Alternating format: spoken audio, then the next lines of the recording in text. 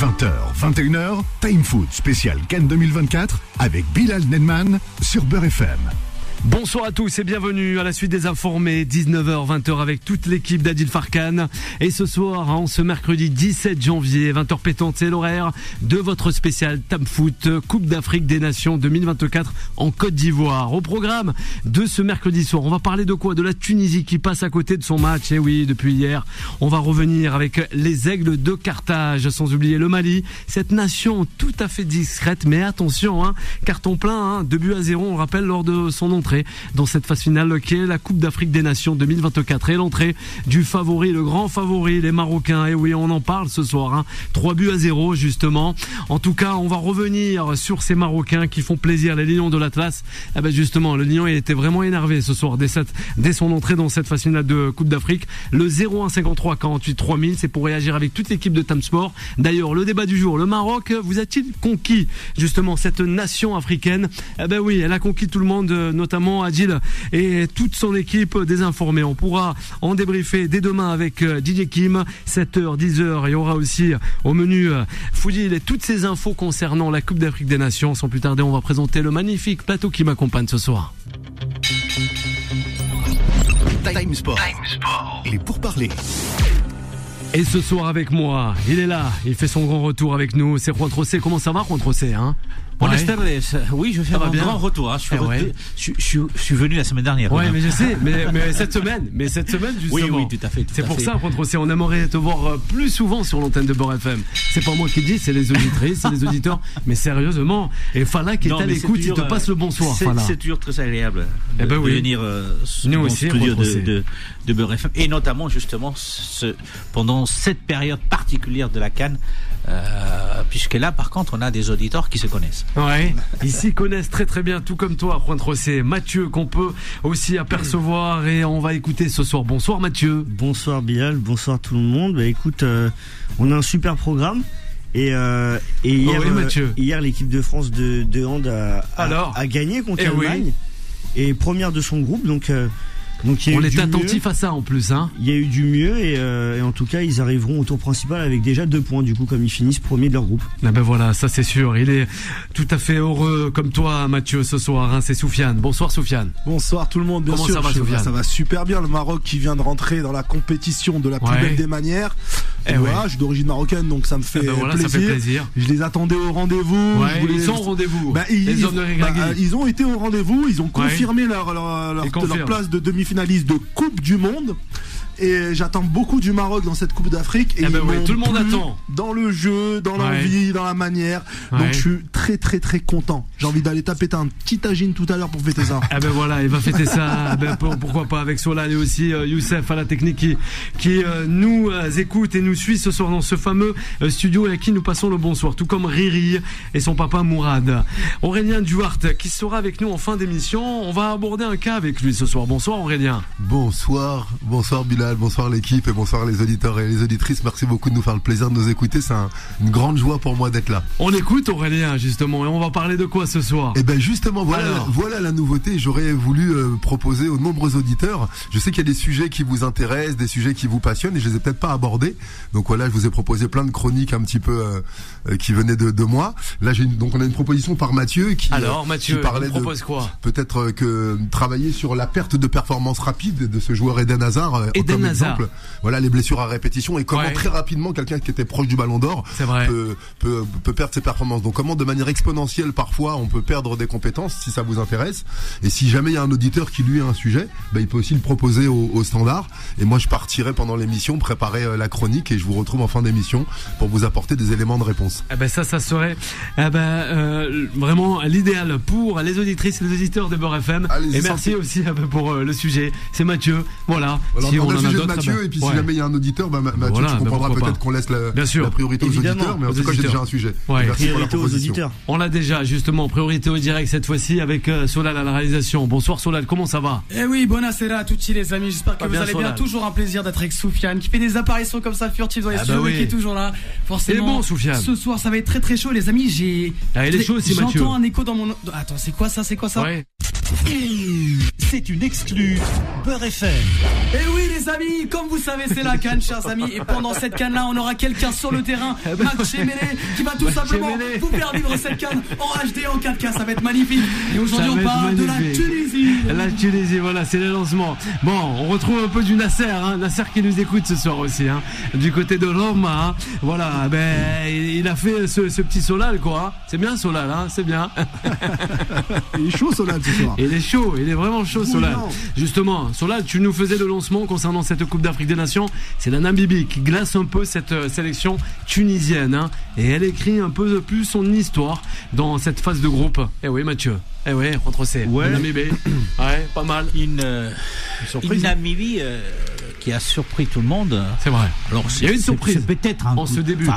Parce que peut-être ça va être certainement un coup d'épée dans l'eau pour la Namibie si vous voulez. Alors, parce que n'oublions pas 115e mondial au ranking de la FIFA, un but qui arrive à la 88e minute, vraiment à la fin du match. Mais ça montre effectivement qu'il n'y a pas de petites équipes entre guillemets, et que les équipes qui veulent effectivement aller chercher et décrocher ce titre vont devoir batailler, et les premiers matchs sont toujours compliqués pour les grosses formations, et je pense qu'effectivement la Tunisie a vérifié hier que les petites équipes font aussi de mal. Donc après la Tunisie, ce n'est que le premier match, elle peut effectivement rebondir, forcément elle est obligée de rebondir, mais c'est vrai que quand on regarde les résultats après plusieurs journées, on se rend compte qu'il y a d'autres grosses équipes qui sont en train de souffrir.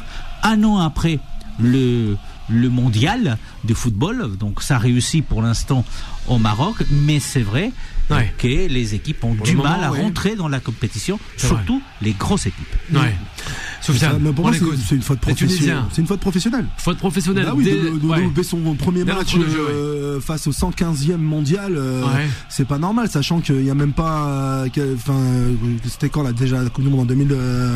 Il y a un an, jour pour jour, ils étaient en Coupe du Monde.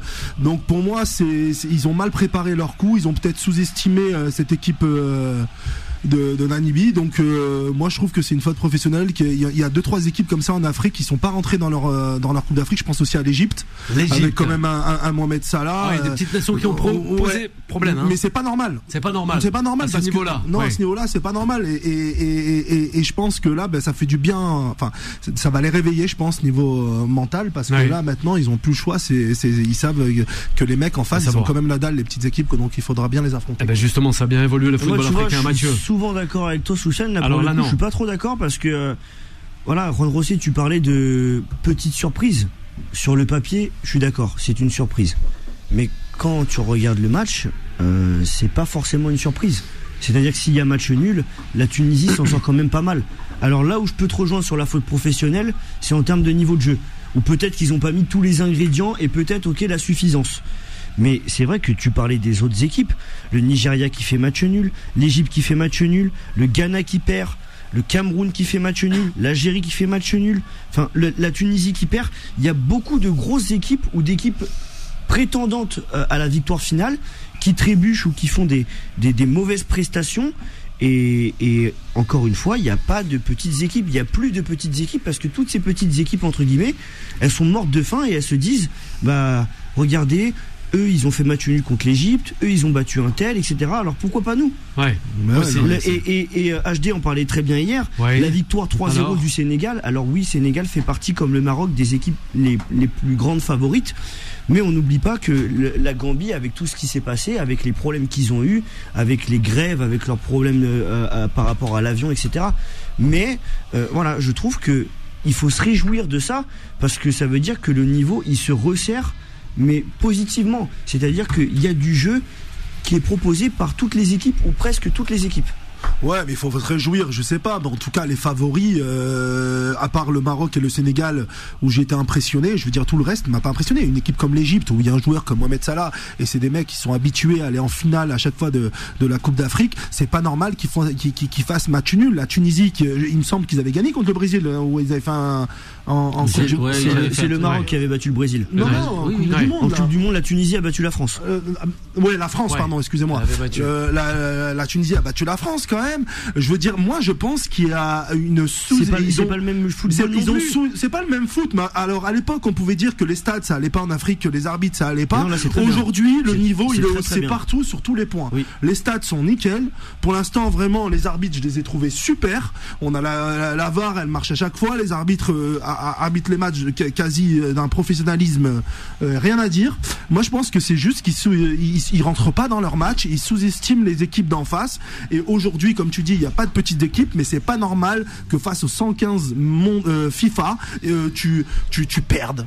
Ouais. Et qui n'a pas une grosse expérience internationale, c'est sa 4e CAN. Pour la Namibie, c'est que la 4e CAN. C'est pas beaucoup. Donc, mais tu vois, moi je m'en fais pas pour la Tunisie. Ouais. Voilà.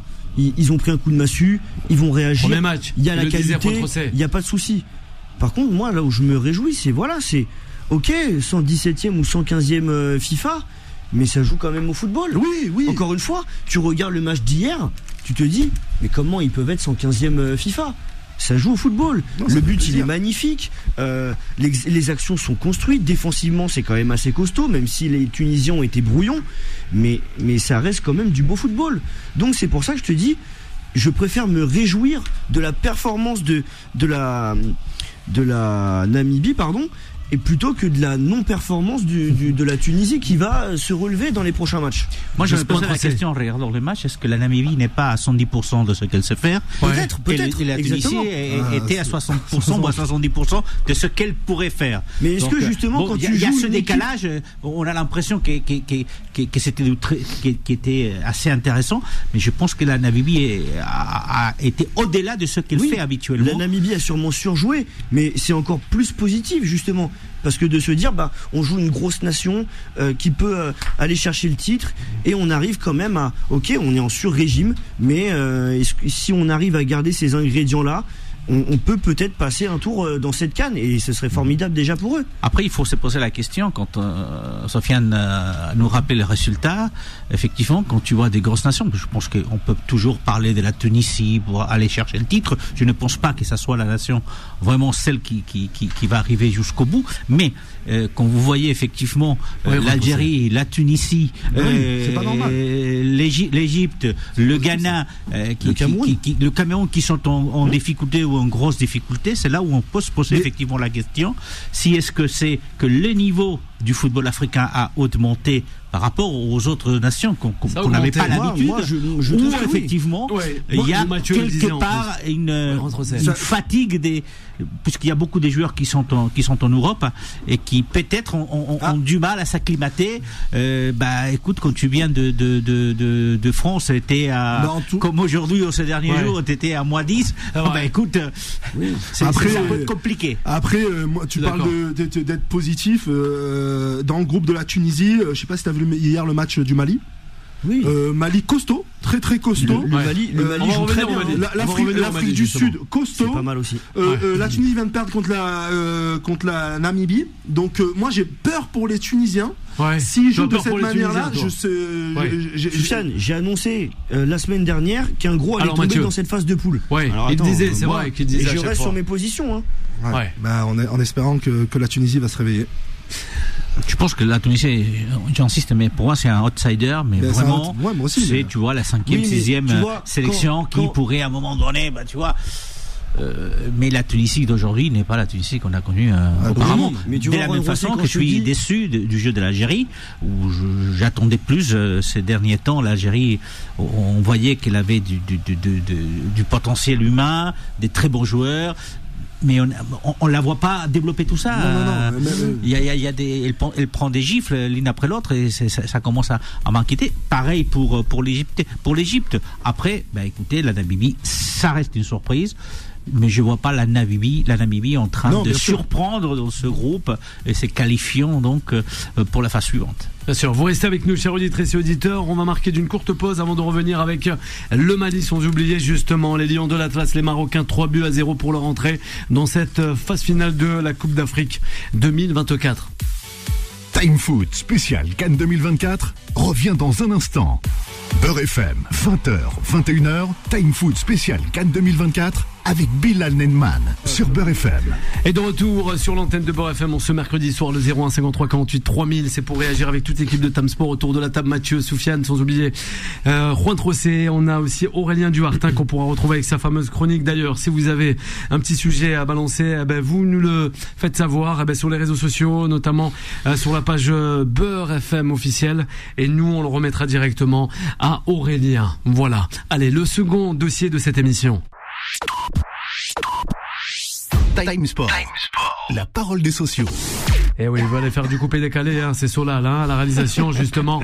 Phase de groupe, c'est le groupe E, et on revient sur les Maliens, 2-0 face à l'Afrique du Sud, Et oui, c'est non pas les Springboks, mais non. Mais justement les Bafana, ouais. c'est ça. Le nom qu'on donnait justement à la sélection sud-africaine. Vas-y, Soufiane, je t'en prie. Le Mali, moi, je les ai trouvés costauds. Ouais. Physiquement impressionnant. Cette sélection, assez tranquille. On n'en parle pas trop, mais le Mali est bien là. Moi, je me méfie du Mali qui ferait une petite surprise là, donc il faut bien se méfier de cette équipe parce que franchement, en plus de ça, elle travaille depuis des années avec ces jeunes gagnent pas mal des titres et finissent toujours dans le dernier carré de chaque compétition et là je les ai trouvés sereins, physiquement au-dessus de la moyenne, à droit devant le but, combatifs, pourtant même l'Afrique du Sud a fait une bonne partie. L'Afrique du Sud a été très bon et a raté un penalty à 0-0, donc voilà. Ça aurait pu tout changer aussi. Ouais, mais le Mali, moi, franchement, le Mali m'a impressionné parce que c'est vrai qu'on n'en parle pas beaucoup du Mali. Alors ouais, c'est vrai. Justement, et c'est là que voilà, je voulais y revenir un petit peu avant la pub, mais vas-y, Mathieu. Mais j'ai pas eu le temps, mais encore une fois, c'est tellement réjouissant de voir que cette CAN, elle est illisible. C'est-à-dire que on ne sait pas qui va gagner cette CAN. Hier, je parlais du Cap-Vert, le Cap-Vert qui joue merveilleusement bien. Et je serais même pas surpris si le Cap-Vert va au bout ou dans le dernier carré. Tout de même. Toi, tu vois comme ça. Parce que franchement, il y a des qualités à tous les postes et même le Mali, on n'en parle pas et c'est solide défensivement, physiquement. Hier, on parlait de l'Algérie, le Mali, c'est une équipe qui est prête. Elle est prête cette équipe parce que l'Afrique du Sud, là où je rejoins Soufiane, c'est que 2-0 le Mali, l'Afrique du Sud a fait un bon match et au final il y a 2-0 pour le Mali, pas de but encaissé, 2 buts marqués, enfin c'est une copie parfaite quoi. On parle pas souvent des Maliens. Ça reste aussi des outsiders. Moi, la question que je me pose par rapport au Mali, c'est sa capacité à enchaîner les efforts. C'est toujours, on le dit souvent, c'est un premier match, c'est très particulier parce que tu essayes de pas commettre d'erreurs, surtout de pas perdre, tu veux pas te retrouver coincé pour la suite de la compétition. Mais moi, le Mali, la question c'est ça. Sont-ils capables d'enchaîner des efforts? Sont-ils capables, effectivement, s'ils se qualifient pour la prochaine phase, sont-ils capables de tenir cette cadence? Et c'est là où j'ai des doutes.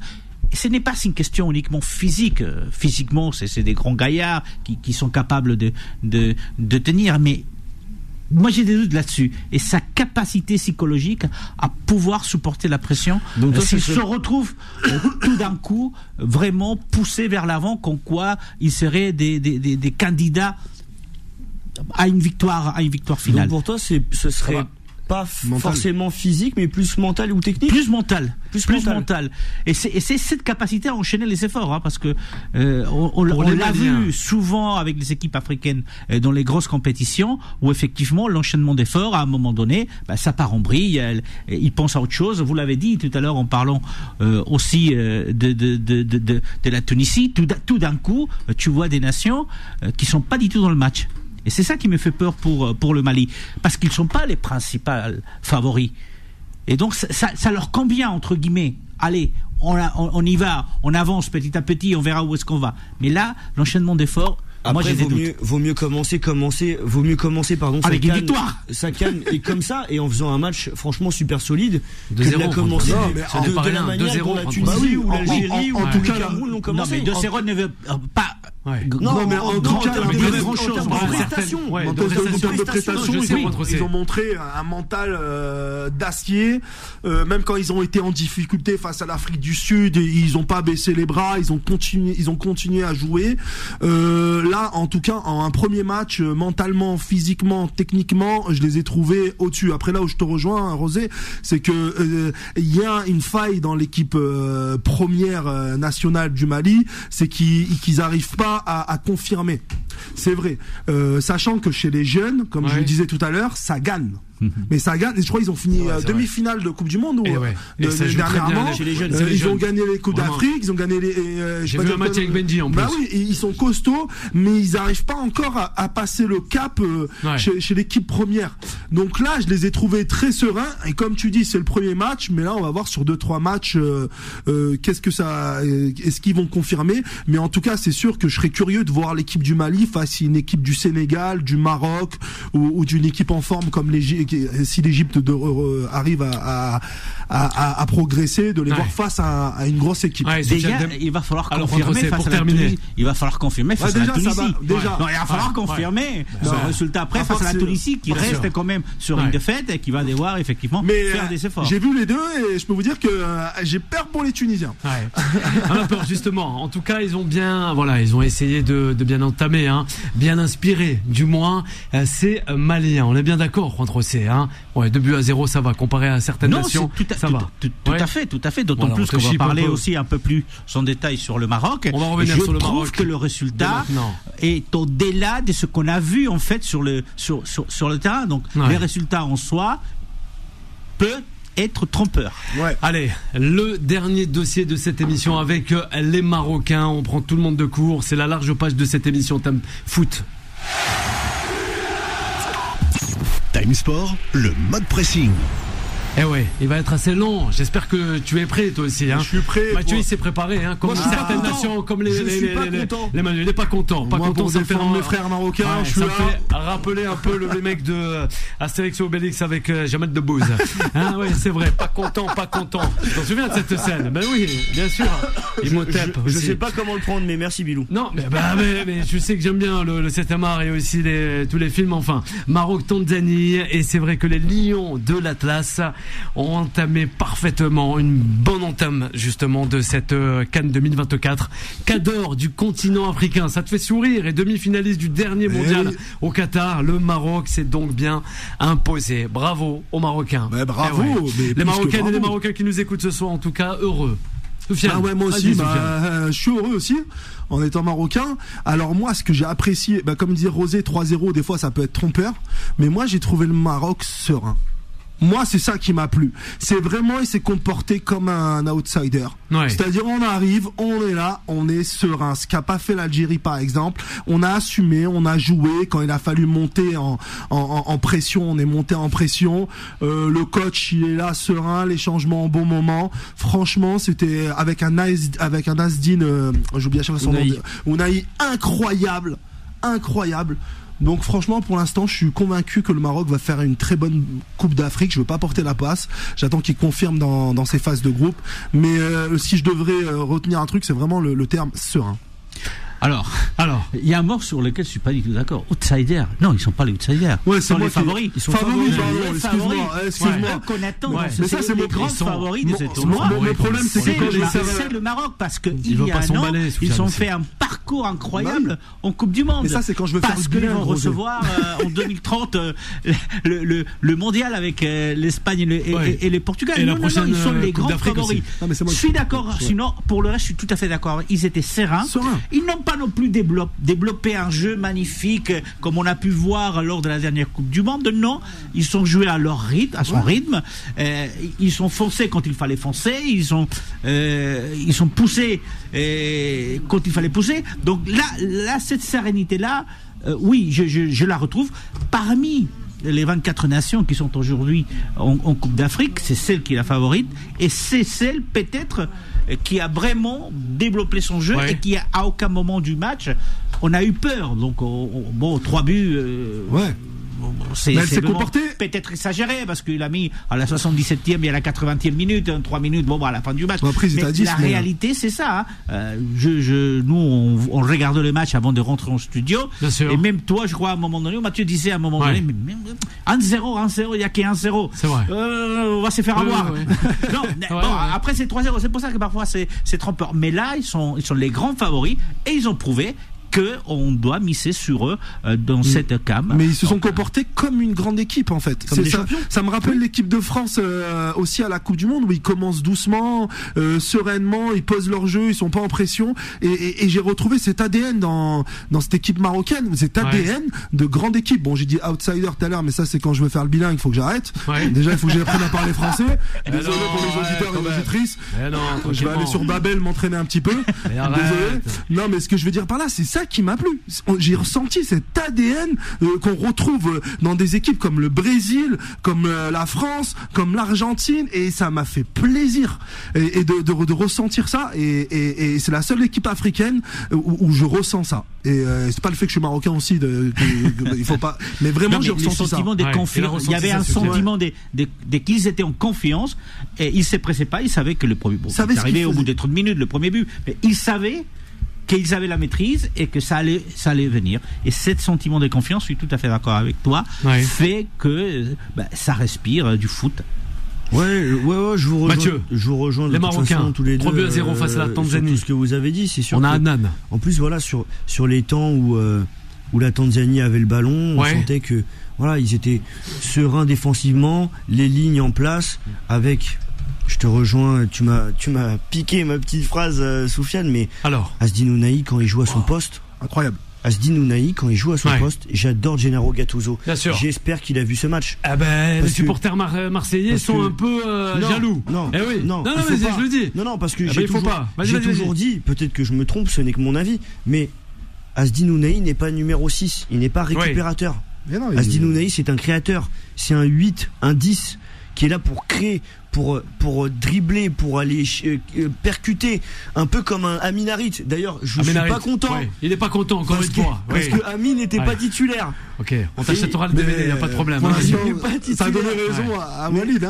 Ça a donné raison à Walid, comme tu dis. 3-0. Mais voilà, Azdin Ounahi, quand il joue à ce niveau-là, c'est extraordinaire. Le but qu'il marque quand il fait ce 1-2 avec En-Nesyri et que derrière il envoie une frappe première intention qui vient dribbler, percuter, et on voit pas ça à l'OM parce qu'il a un rôle de récupérateur. C'est ça, mais tu sais quand t'as une Ferrari que tu le donnes à un gars qui sait pas conduire, il va faire un accident. Tu donnes une Ferrari à un vrai pilote, mais il te conduit ça. C'est qu'à Marseille, le problème c'est qu'on lui laisse pas de la liberté. C'est un joueur qui est fait pour être libre, c'est un électron libre, et comme tu dis, il doit créer le jeu. À Marseille, on lui donne pas l'opportunité. Moi, franchement, qui est supporter de Marseille, en plus, je regrette son choix d'être venu à Marseille. Je le dis sincèrement. J'ai l'impression qu'il progresse pas, que le club, le club est bancal. Voilà ce qui s'est passé au début de saison. J'ai l'impression que ça le ralentit plus qu'autre chose. Moi, je l'aurais plus vu dans un bon moyen club ou un bon club espagnol ou dans un club italien. On va lui laisser le temps de s'exprimer. Là, à Marseille, on l'enferme, quoi. Et ça me saoule de pas le voir se développer parce que c'est un joueur de classe mondiale, quoi. Mais je suis d'accord avec toi. Après, tu disais, Bilal, que les supporters marseillais étaient jaloux. Au contraire. Jaloux, comme c'est comme ça sur les réseaux sociaux. Il y a pas de jalousie, quoi. Moi, j'ai surtout envie de dire, au contraire, profitons d'un Azdin Ounahi à ce niveau-là. Et avec les prestations qu'il va pouvoir fournir avec le Maroc quand il reviendra de cette CAN avec l'Olympique de Marseille, il sera à ce niveau-là et ce sera formidable pour l'Olympique de Marseille. Le 01 53 48 3000, on est avec Adnan, justement notre consultant. Il doit être assez heureux aussi de ce fameux football africain et de ce début de CAN 2024. Bonsoir Adnan. Bonsoir à tous. Comment ça va Adnan? Le Maroc 3-0, voilà. Contrat rempli, tranquillement. On a fait un bon match. J'ai écouté un petit peu ce que vous dites et je suis assez d'accord avec vous. J'aimerais apporter quelques précisions et aussi quelques bémols par rapport à ce qui s'est dit, mais c'est très léger. Effectivement, on a vu un bon Maroc. Et ce qui nous a rassuré, c'est l'ossature justement du Maroc, avec des joueurs clés où on avait quand même une petite interrogation par rapport au dernier mondial qu'ils ont fait, et notamment Romain Saïs, qui physiquement tient le coup et en tout cas redevient le patron de cette équipe. Le Amrabat aussi, qui avait fait un très bon mondial, mais malheureusement on n'a pas retrouvé ce Amrabat justement, que ce soit à Manchester ou à la Fiorentina, et on avait aussi une interrogation de est-ce qu'en tournoi majeur il puisse refaire les prestations qu'il a fait justement pendant ce mondial. Et vous l'avez très bien dit, Ounahi, qui redevient le Ounahi du Maroc. Et là, j'ai un petit bémol parce que vous comparez avec le Ounahi de Marseille. Effectivement, c'est pas du tout le même. Mais attention, c'est pas les mêmes joueurs qui sont à côté de lui. Là, on parle d'un Hakim Ziyech et à Achraf Hakimi côté droit. Et techniquement, ça n'a rien à voir. C'est-à-dire que la complicité que lui a justement dans cette équipe-là, c'est des joueurs qui jouent depuis longtemps ensemble, et c'est normal qu'il retrouve ses automatismes, et vous l'avez très bien dit, cette liberté qu'il a fait que c'est un joueur vraiment épanoui et qui puisse justement donner la plénitude de ses moyens. Après, Adnan, on va revenir justement pour après. Alors, on va revenir et on doit faire une courte pause, la dernière, et on revient rapidement, chers auditeurs et auditrices, avec Adnan, avec nous pour revenir sur les Lions de l'Atlas, les Marocains. À de suite. Time Foot spécial Cannes 2024 revient dans un instant. Beurre FM, 20h, 21h, Time Foot spécial Cannes 2024 avec Bilal Nenman sur Beurre FM. Eh oui, Solal, il est toujours là avec nous au 01 53 48 3000 avec Mathieu, avec Soufiane, sans oublier Juan Trocé. On attend rapidement justement, c'est qui ? C'est Aurélien Duhart pour sa fameuse chronique. Allez, on reprend avec notre consultant Adnan. Time Sport, le mode pressing. On retrouve Adnan, justement. Oui, donc voilà, je disais qu'on avait vu un très bon match de football, effectivement. Maintenant, n'oublions pas, c'est le 13e au classement FIFA contre le 130e. C'est-à-dire que c'est le premier pays bien classé FIFA contre le dernier pays africain dans cette compétition, en tout cas. Donc je relativise assez grandement ce match. Et c'est Juan Trocé qui l'a très bien dit. Il n'y avait que 1-0 sur coup de pied arrêté, je crois jusqu'à la 60e minute. On a attendu qu'il y ait un carton rouge pour pouvoir après remettre des buts derrière. Et pour moi, je trouve que c'était pas assez. Même s'il y avait une maîtrise, même s'il y avait du beau jeu, etc. Je trouve qu'ils auraient dû tuer le match bien avant. Et face à une équipe un peu plus forte, je ne sais pas ce que ça aurait donné. Très sincèrement. Alors, vas-y. Allez Mathieu. Non mais Adnan, je suis d'accord qu'à un moment donné il y a eu 15-0 et qu'ils ont tardé à enfoncer le clou, mais en termes de prestations pures, j'ai trouvé que c'était quand même une des meilleures prestations chez les gros en tout cas. Mathieu, c'est pas ce que j'ai dit, attention, je dis pas qu'ils ont mal joué, je dis juste qu'ils auraient dû tuer le match un peu plus tôt sur des phases de jeu et non pas sur coup de pied arrêté. Sur une erreur de marquage. Ouais. Je suis pas d'accord avec toi. Vas-y, Sofiane, pourquoi parce qu'ils ont l'ADN des grandes équipes. Ouais, on gère le match, on rentre tranquillement Marocains dans la compétition. Moi, c'est ce que j'ai ressenti. Contrairement à des équipes qu'on attendait au rendez-vous, comme l'Algérie, qui est complètement entrée dans le match direct, tête baissée, et en deuxième mi-temps, on a vu le résultat. Le Maroc, ils sont arrivés serein, voilà, 1-0, coup de pied arrêté. Après, là où je te rejoins, c'est qu'il manque quelque chose au Maroc, et je le dis depuis un moment, il manque un vrai buteur. C'est le seul défaut que je trouve au Maroc. C'est quand même costaud. Ouais, mais il claque pas assez. Moi, je pense qu'il faut un vrai neuf. Un vrai neuf qui claque. Et t'as qui à la place d'El-Nessiri au Maroc ? Dégueulasse. Là où j'ai un petit truc à dire par rapport à cette équipe-là, c'est l'arrière gauche qui fait peur. Je vous dis clairement, moi l'arrière gauche, Chabi, je le connaissais pas et c'est vrai qu'il était pas très serein par rapport à ça. Après, n'oublions pas, ils vont jouer à 18h. Les prochains matchs vont être à 15h. C'est pas du tout la même. Avec ce soleil, et on le précise pas assez, la température qu'il y a justement en Côte d'Ivoire, elle est assez prenante et je pense qu'il y a des équipes qui sont passées à la trappe à cause de ça. C'est peut-être une réaction avec Adnan, non? Non, je suis tout à fait d'accord avec lui. Mais moi, je reste assez rassurant par rapport au Maroc. Et la prestation de ce soir, il va falloir bien sûr confirmer par la suite. Mais encore une fois, je suis beaucoup plus inquiet pour d'autres nations, type la Tunisie, l'Algérie, de Belmadi, le Cameroun, l'Égypte, qui vont devoir jouer pratiquement des matchs coup près de bas pour certains. Donc effectivement, le Maroc, moi je suis rassuré. Après, n'oublions jamais quand même que ce qu'ils ont réussi en Coupe du Monde il y a un an déjà, on a ça en tête, c'est compliqué de le refaire forcément. Bien sûr. Et peut-être que là ils ont une responsabilité qu'ils n'avaient pas il y a un an quand ils ont surpris plus de pression. Et cette responsabilité, ils l'assument pour l'instant, mais elle est quand même lourde. Et le disait Adnan justement dans les précédentes émissions. En Coupe du Monde, Juan José, ils subissaient le jeu. Alors que là, ils sont obligés de faire le jeu et c'est totalement différent. Mais ils sont capables de le faire avec tous les joueurs techniques qu'ils ont et la tactique qui est mise en place. Exactement. Mais il y a... Je vais même aller plus loin. Comparez quand même. Est-ce que vous vous rappelez quand l'Algérie a gagné la CAN? Ouais. C'était en Égypte. C'était en Égypte. Et donc par la suite, on a dit cette équipe d'Algérie va tout emporter devant elle.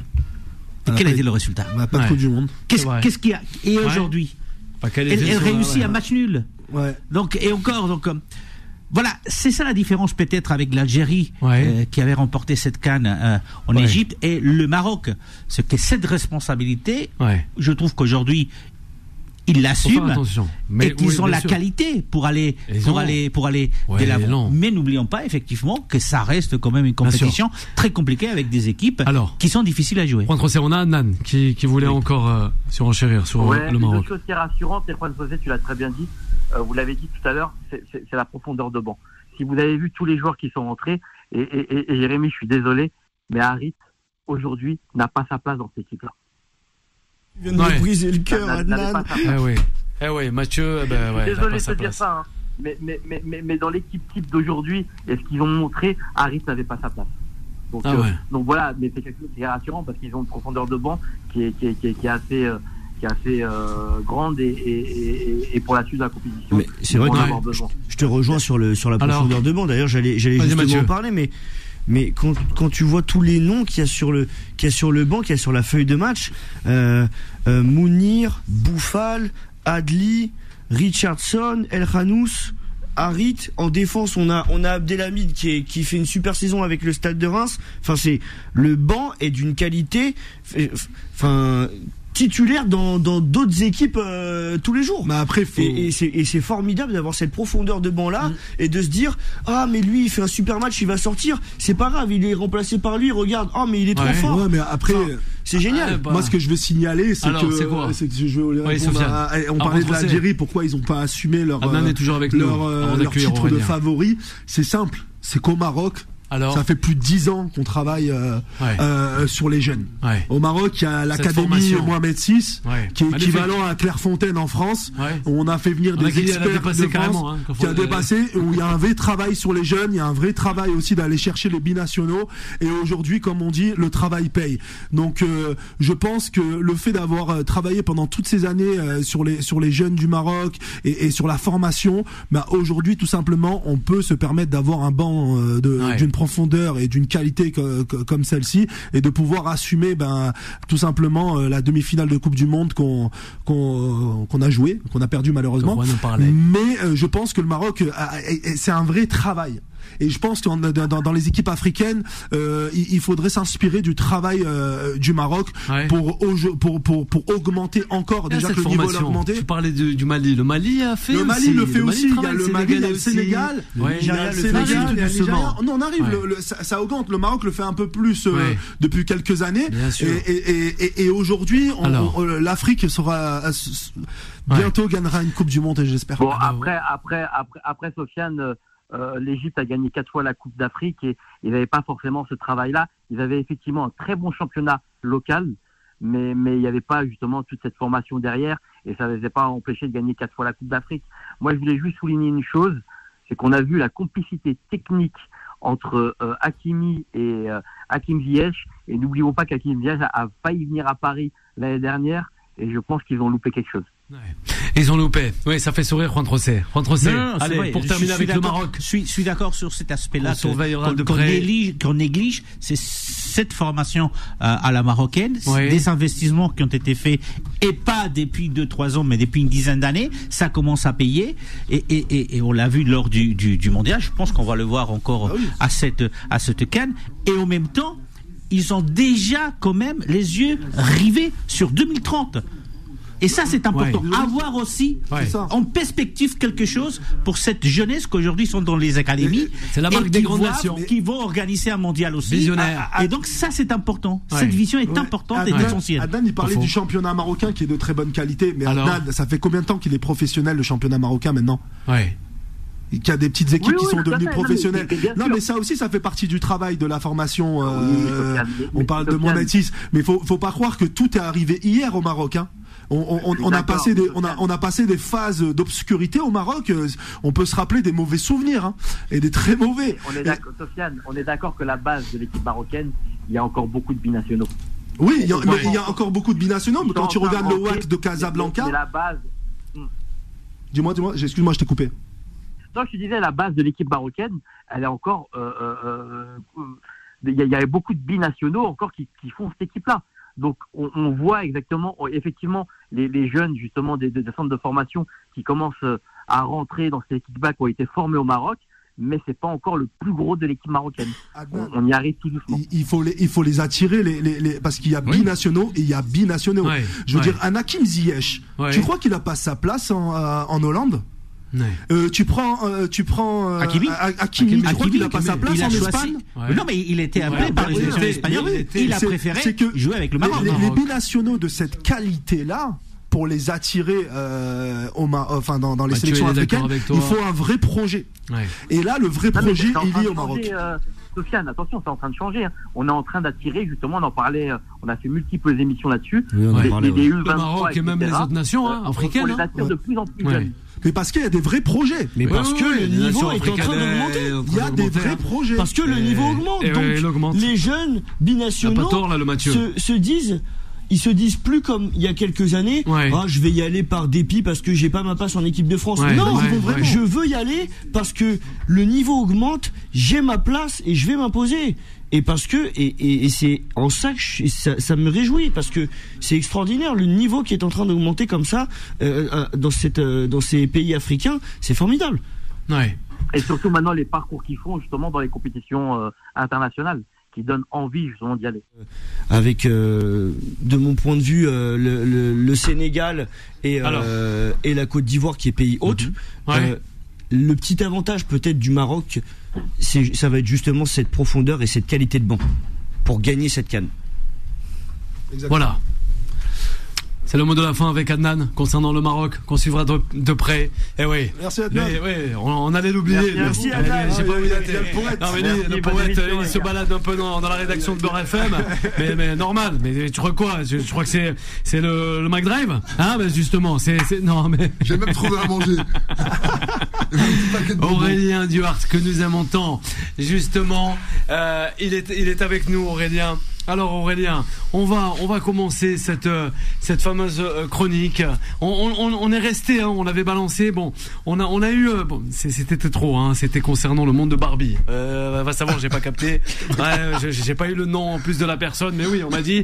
Est-ce qu'il peut commenter justement le monde de Barbie? Va savoir, je sais pas. Je crois que c'est le film. En tout cas, bon, on va rester plutôt sur Eden Hazard. Ça te fait sourire, Mathieu, mais ouais, on va rester sur Eden Hazard avec notre Aurélien Duhart. C'est parti, Aurélien. On va y aller tranquillement, on y va. Allez, vas-y Aurélien, tu peux y aller, t'inquiète pas. Vas-y Aurélien. Bonsoir les âmes, bonsoir à vous tous et à vous toutes. Eh bien, le sujet du jour, un petit peu improvisé, la baisse de performance brutale. Comment un sportif de haut niveau, préparé, affûté, ou comment même, vous savez que j'aime bien faire des rapports avec nos vies personnelles, parce qu'il y a bien plus de monsieur et madame tout le monde qui m'écoutent que de footballeurs professionnels.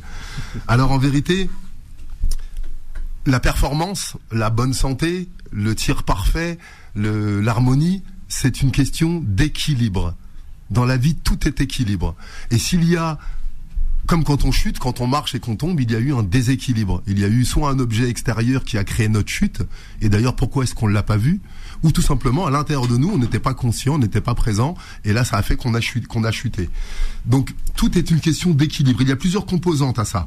Les composantes physiques, les composantes mentales, émotionnelles, et le grand oublié, les composantes spirituelles. Ton âme et ton esprit est avec toi, et pas que quand tu es à la mosquée ou quand tu es à l'église. Ou pas que quand il y a un décès, elle est avec toi tout le temps.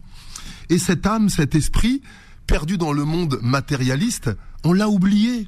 On n'écoute plus la petite voix à l'intérieur de nous qui nous dit ralentis, pardonne à ton père, sois plus doux avec ton enfant, réapprends à retomber amoureux de ton conjoint, fais attention à ton corps. Tu sais cette petite voix qui te réveille à 3h du matin, ce petit nœud que tu traînes dans le ventre depuis des semaines, ces douleurs inflammatoires que la médecine n'arrive pas à soigner, qu'est-ce que tu crois que c'est ? Une punition ? Non. Ton corps est le pléonasme de ton âme. Il va dire fort et physiquement pour que tu comprennes. Parce que perdu dans le corps, tu ne comprends que quand il y a de la douceur ou de la douleur. Alors la première chose à faire, c'est changer son paradigme. Dans ta voiture, quand le voyant d'huile s'allume, tu n'en veux pas à la voiture, tu ne critiques pas la voiture, tu t'arrêtes et tu vas mettre de l'huile. Eh bien, chez les êtres humains, c'est la même chose. Si peur arrive, c'est pas mal ni bien, tu as besoin d'être rassuré. Si tristesse arrive, tu as besoin de joie, de réconfort et de soutien. Si colère arrive, tu as besoin de trouver la paix. Imagine si tu prenais les choses comme ça. Mais comme on n'écoute pas cette voix, eh bien le corps se blesse. Mon histoire que vous appréciez, j'ai eu 14 fractures physiques, des fractures, des os cassés avant l'âge de 17 ans. On ne comprenait pas. Peut-être un manque de lait, peut-être qu'il vient d'Afrique, peut-être qu'il est fragile, il a la maladie des os de verre. On cherchait encore une raison extérieure. En écrivant ma biographie, on a remarqué que dans ma vie, j'ai eu 14 déménagements avant l'âge de 17 ans. C'est beaucoup, non ? Et un déménagement, qu'est-ce que c'est ? Une fracture dans ma vie. Changer d'école, changer de langue, changer de copain, sans me demander mon avis. Et là, tout se pose sur le corps. Dans ma carrière, j'ai eu 14 défaites. Sur plus de 120 combats, ce chiffre me suit. Donc, véritablement, rappelle-toi que tu es ici pour apprendre. Pas apprendre à jouer au foot professionnellement. Pas apprendre ton métier, apprendre à être un être humain. Et pour cela, tu as les émotions, les douleurs et les traumatismes qui servent à être conscientisés et transmutés. Je vous explique simplement. J'accompagne il n'y a pas longtemps un footballeur qui se blessait constamment à la cheville. Entorse sur entorse, entorse. Alors on glace. On veut faire de la physiothérapie. Plein de soins extérieurs. On trouve des raisons extérieures. Et je le reçois, et tu connais mon goût des mots, il n'y a pas de hasard. Je lui ai dit, t'as des entorses à répétition, est-ce que tu ne fais pas une entorse à une promesse que tu t'es faite ? Quelle entorse tu fais à ta vie ? Et là, ça percute en lui, il avait fait cette entorse d'arrêter le football à un certain moment, de mettre à ça de côté, et là il pouvait pas, il fallait qu'il continue. Pour ses frais financiers, il n'y avait plus la vibration, il n'y avait plus la joie. Il avait dénigré l'accord qu'il avait passé avec lui-même. Il n'avait pas respecté son propre contrat et donc son corps lui disait « Tu joues plus au foot par amour, j'arrête le foot, mets ton énergie ailleurs ». Donc pour trouver la solution, c'est super important d'écouter l'émotion derrière la blessure. Prenez votre sportif, prenez votre ami et demandez-lui « Bon voilà, là tu as une entorse ». Quelle est la peur derrière cette entorse ? Est-ce que tu as peur que ta carrière s'arrête ? Est-ce que tu as peur de te faire opérer ? Est-ce que tu as peur, je ne sais pas, que quelqu'un te remplace ? Et c'est en trouvant cette peur derrière la blessure ou la douleur que vous allez avoir la solution émotionnelle. C'est très important de faire tout ce travail médical sur le muscle, sur l'os, avec tout ce qu'on peut apporter avec notre médecine moderne. Et revenons sur la base. Ton corps dira ce que ton âme, ton esprit, ton intelligence, ta conscience te dit et que tu n'arrives pas à écouter. Donc fais tout l'inverse. Quand une douleur arrive, quand une blessure arrive, un inconfort, une insomnie, une envie de sucre, une envie d'addiction, ralentis au lieu d'accélérer. Ralentis, c'est la première chose à faire. Arrête-toi, écoute ce besoin et demande-toi, si je me jetais pas sur le sucre, sur quoi je me jetterais ? Si je me jetais pas sur un médicament contre la douleur, sur quoi je me jetterais ? Sur de l'amour, sur de la tendresse, sur une passion. Si tu avais tout ça, ton corps ne dirait pas tout ça. Donc, merci infiniment de m'avoir écouté. Soyez bienveillants avec vous et allez écouter. La solution est à l'intérieur. Toujours. Bravo Aurélien. Vraiment, bravo Aurélien. Il y a beaucoup de personnes qui reviennent vers nous, notamment la rédaction de Beurre FM, en disant il est pas mal Aurélien Duvert, parce que vraiment après tous ces cris, ces agissements sur l'antenne avec Time Sport, on part un peu dans tous les sens avec nos débats. Tu apportes un peu cette douceur. Non mais vraiment. Bah merci, ça équilibre, c'est la vie. Souvenez-vous, on est fait d'activité et de calme, mais il y a les deux, c'est parfait. Un grand bravo Aurélien, à Soufiane, à Mathieu, sans oublier Juan Trossé, à Youssef de nous avoir accompagnés dans ce studio. La suite des programmes avec Vanessa qui arrive jusqu'à 23h. Bye bye et à demain. Ciao. Retrouvez Time Foot spécial Cannes 2024 tous les jours de 20h à 21h et en podcast sur beurrefm.net et l'appli Beurre FM.